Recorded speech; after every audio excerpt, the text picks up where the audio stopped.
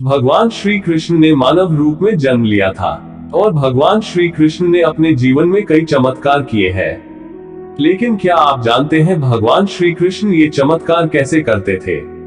क्योंकि भगवान श्री कृष्ण ने चेतना के सर्वोच्च शिखर यानी 16वें स्तर को प्राप्त कर लिया था। भगवान श्री कृष्ण ने 64 विद्या और 64 कलाएं में महारत हासिल किया था और इसीलिए वे चमत्कार कर पाते थे। हम भी चमत्कार कर सकते हैं अगर हमें इन कलाओं का ज्ञान प्राप्त हो जाए। तो आइए जानते हैं कौन सी है ये 16 कलाओं के बारे में। और अगर आप जानना चाहते हैं कि हमारे अंदर इन 16 कलाओं में से कितनी कलाएं हैं, तो आपको पहले भगवान श्री कृष्ण की इन 16 कलाओं के बारे में जानना होगा। तो बने रहिए हमारे साथ एंड तक इस वीडियो में। और चैनल पर पहली बार आए हैं तो सब्सक्राइब करना ना भूले।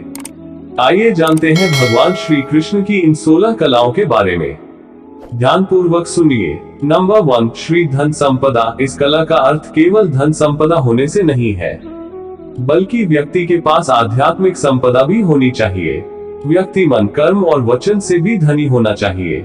इस कला से संपन्न व्यक्ति के घर से कोई भी खाली हाथ वापस नहीं जाता। इसका उत्कृष्ट उदाहरण भगवान श्री कृष्ण है। उन्होंने अपने परम मित्र सुदामा को धन धान्य से संपन्न कर दिया था। नंबर 2, भू संपत्ति। जो पृथ्वी के राज भोगने की क्षमता रखता है वह भू संपदा कला से पूर्ण कहलाएगा। भगवान श्री कृष्ण ने अपनी इसी कला के चलते द्वारका का राजपाट संभाला था। नंबर 3, कीर्ति संपदा। कीर्ति यानी कि ख्याति, प्रसिद्धि, अर्थात जो देश दुनिया में प्रसिद्ध हो, लोगों के बीच लोकप्रिय हो और विश्वसनीय माना जाता हो, जन कल्याण कार्यों में हमेशा आगे रहता हो। ये सभी गुण भगवान श्री कृष्ण में मौजूद है, इसलिए वह कीर्ति संपदा कला से संपन्न माने जाते हैं। नंबर 4, वाणी की सम्मोहकता। जैसा कि इसके नाम से ही पता चलता है, वह व्यक्ति जो अपनी वाणी से सभी का दिल जीत ले वह वाणी सम्मोहन कला से परिपूर्ण कहलाता है। भगवान श्री कृष्ण अपनी इसी कला के कारण सबका मन मोह लेते हैं, इसलिए उन्हें मोहन भी कहा जाता है।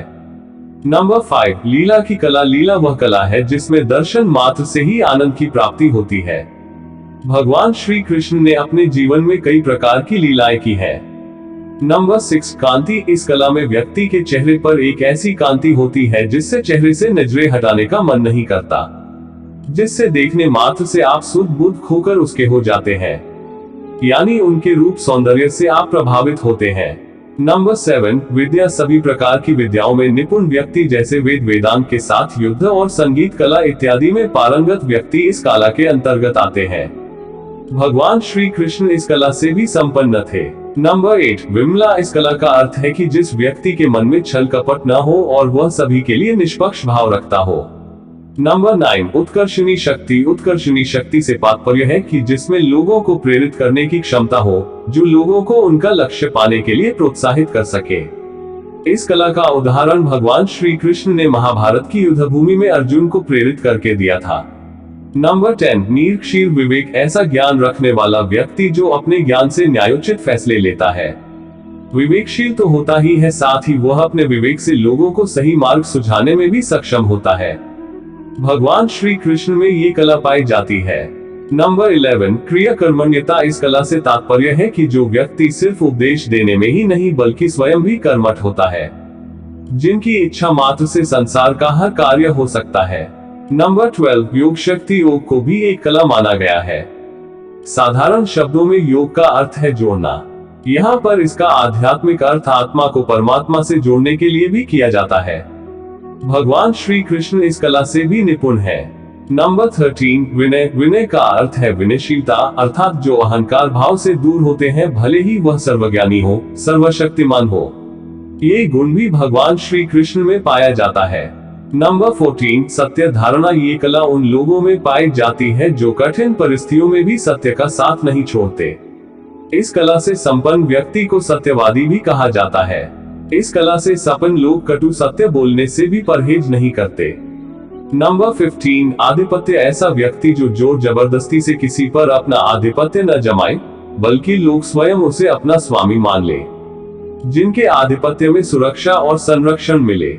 नंबर 16, अनुग्रह क्षमता। जिस व्यक्ति में अनुग्रह की क्षमता होती है वह हमेशा दूसरों के कल्याण में लगा रहता है, परोपकार के कार्यों को करता रहता है।